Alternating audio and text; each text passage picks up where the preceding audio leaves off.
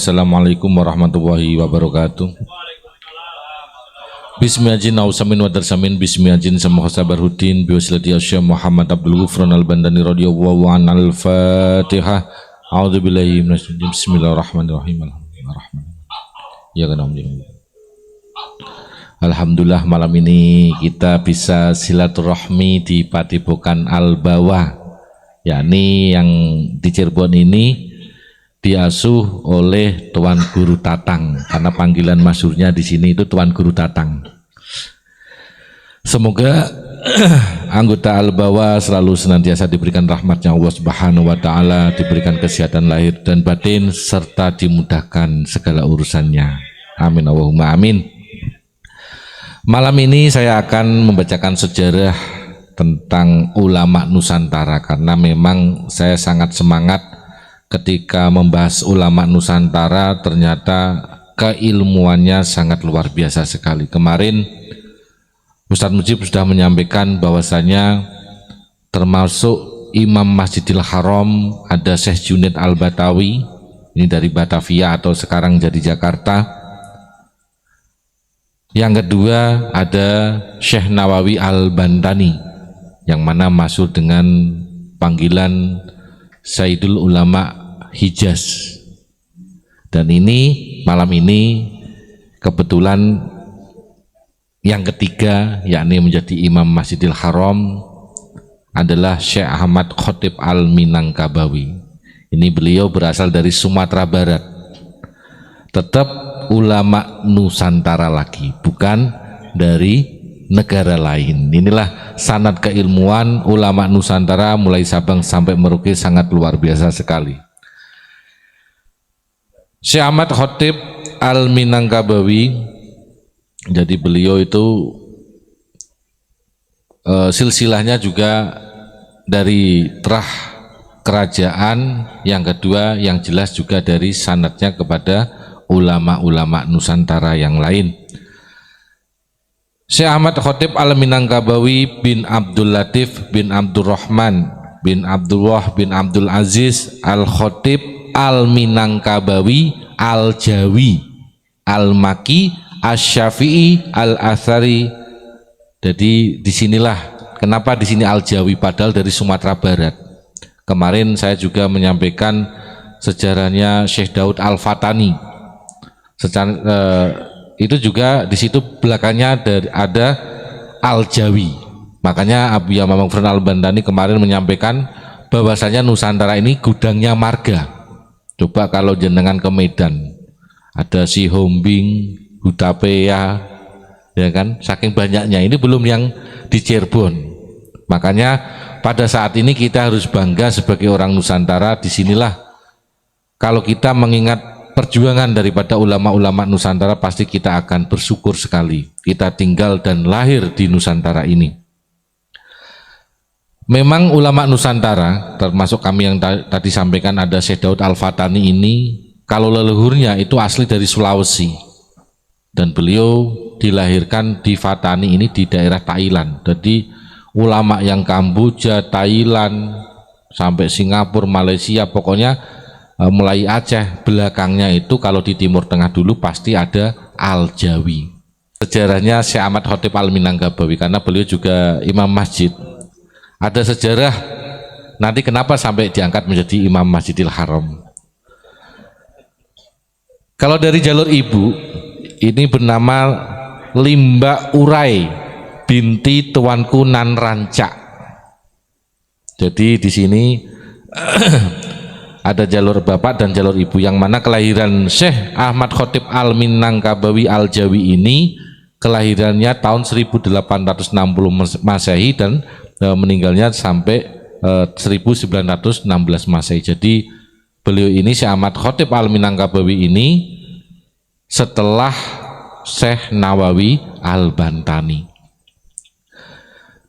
Waktu kecil Syekh Ahmad Khotib Al-Minangkabawi ini dididik langsung oleh ayahnya. Jadi pernah bersekolah pendidikan dasar, kalau dulu itu namanya SR ya, dan berlanjut ke sekolah raja atau Kui School yang tamat pada tahun 1870 Masehi. Dan Singkat cerita, waktu masih kecil ini beliau memang suka untuk menghafal Al-Quran. Dan saya singkat cerita, di sini guru-gurunya ada yang namanya Syed Bakri Shato, atau di sini yang masyhur kalau di Indonesia itu Syed Abu Bakar Shato. Nah, jadi nanti itu sanad keilmuannya nanti ketemu di situ semua. Ada juga Syed Ahmad bin Zaini Dahlan, ada Syekh Muhammad bin Sulaiman Hasbullah Al-Makki. Disinilah waktu itu karena masih zamannya Syekh Nawawi, ada Syekh Abdul Karim Banten, Syekh Nahrawi, Mbah Soleh Darat, dan ulama-ulama Nusantara yang lain. Otomatis Syekh Ahmad Khatib Al-Minangkabawi ini juga berguru kepada ulama Nusantara yang lain. Kemudian murid-muridnya ini juga banyak sekali. Salah satunya di sini disebutkan ada Abdul Karim Amrullah atau terkenal dengan Haji Rasul. Ini bapaknya Buya Hamka. Penjalan pasti kalau Buya Hamka kenal semua ya. Jadi Buya Hamka ini keturunan ulama. Karena ayahnya ini Haji Rasul atau Kiai Abdul Karim Amrullah ini adalah murid daripada Syekh Ahmad Khatib Al-Minangkabawi. Ada Syekh Muhammad Jamil Jampe Bukit Tinggi, ada Syekh Sulaiman Ar-Rasuli Candung Bukit Tinggi, ada Syekh Muhammad Jamil Jahu Padang Panjang, ada Syekh Abbas Kodi Ladang Lawas Bukit Tinggi, Syekh Abbas Abdullah Padang Jampang Suliki, ada Syekh Khatib Ali Padang, ada Syekh Ibrahim Musa Parebek, ada Syekh Mustafa Husain Purba Baru Mandailing, ada Syekh Hasan Maksum Medan, ada juga termasuk Mbah Hasyim Asy'ari, Mbah Ahmad Dahlan ini juga salah satu muridnya daripada Syekh Ahmad Khatib Al-Minangkabawi. Karena beliau saat itu suka belajar, sering singgah di toko, dan akhirnya ini diceritakan saat itu sampai diambil menantu. Karena saking diamati, yang punya toko ini namanya Syekh Soleh Al-Kurdi. Jadi diamati setiap hari, kok kadang beli buku, kadang tidak, tapi aktif untuk belajar. Disitulah Syekh Soleh Kurdi ini tertarik dan bahkan mengambil menantu Syekh Ahmad Khatib Al-Minangkabawi karena melihat keluasan ilmuannya, dan akhirnya menikahlah dengan Khadijah putrinya, tapi tidak selang lama akhirnya meninggal dunia, dan kemudian diambil menantu lagi. Jadi ketika Khadijah meninggal ini, istrinya Syekh Ahmad Khatib Al-Minangkabawi ini meninggal, akhirnya dinikahkan dengan adiknya lagi yang hafal Al-Quran. Jadi tetap nikah dengan putrinya Syekh Soleh Kurdi.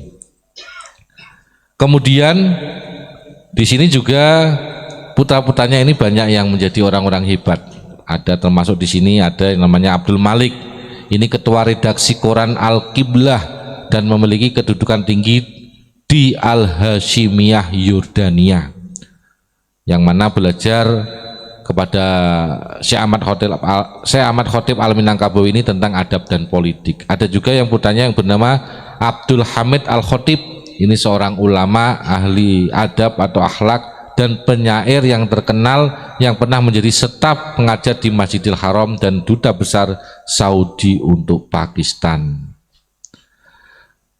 Kemudian Syekh Ahmad Khatib Al-Minangkabawi ini, nah, karena tadi Syekh Soleh Kurdi saat itu, ini ada kejadian menarik. Jadi waktu ada imam yang mana makmumnya Syekh Ahmad Khatib Al-Minangkabawi ini mendengar kalau bacaan daripada imamnya tadi itu salah, dan setelah sholat ditegurlah imam tersebut sama Syekh Ahmad Khatib Al-Minangkabawi. Kalau dengan bahasa Indonesianya ya kurang lebihnya seperti ini: mohon maaf Syekh, bacaan jenengan yang ini tadi itu ada kesalahan. Nah disitulah imam tersebut akhirnya kaget, orang mana ini kok berani-beraninya menegur bacaan saya yang salah. Ternyata dari Nusantara atau Al-Jawi pada saat itu terkenalnya. Dan disitulah akhirnya diangkat menjadi khatib dan imam Masjidil Haram. Tetap ulama Nusantara yang keilmuannya berkibar di seluruh dunia. Bahkan Timur Tengah mengakui pada saat itu ulama-ulama Nusantara di Indonesia ya. Bagaimana keadaan Kuningan, bagaimana keadaan Majalengka, bagaimana keadaan Semarang dan seterusnya. Disitulah akhirnya saat itu ulama-ulama Nusantara di Timur Tengah itu berkumpul dan akhirnya menyiapkan strategi siasat untuk melakukan perlawanan kepada kolonial penjajah. Dan kemarin bahkan ada data yang menyampaikan bahwasanya ulama-ulama Thariqah Nusantara atau kiai-kiai ini adalah seorang wali semua, karena beliau adalah seorang mursyid semua, termasuk yang di Cirebon ini ada Syekh Tolhah Kalisapu Cirebon, itu adalah murid daripada Syekh Ahmad Khotib Sambas, khalifah yang kedua. Saat itu juga kemarin saya baca di sini pernah dipenjara. Bayangkan, Syekh Tolhah Kalisapu Cirebon saat itu juga pernah dipenjara dengan tuduhan melawan atau menghina pemerintah Belanda. Kenapa sampai dipenjara pada saat itu? Karena fatwa daripada Utsman bin Yahya, termasuk kemarin menyurati kepada Senok Hogrun itu bahwasanya ulama Thariqah ini adalah tukang hasud. Bayangkan, tukang hasud dan pemberontak.